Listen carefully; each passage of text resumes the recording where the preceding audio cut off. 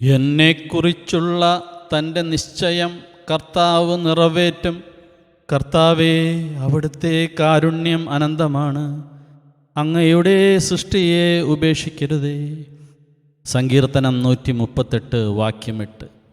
കാരുണ്യം നിറഞ്ഞിരിക്കുന്ന ദിവ്യകാരുണ്യമേ, എൻ്റെ ജീവനെ പരിപാലിച്ച് എന്നെക്കുറിച്ചുള്ള നിശ്ചയം നിറവേറ്റുന്ന ആശീർവാദം ഞാൻ പ്രാർത്ഥിക്കുന്നു.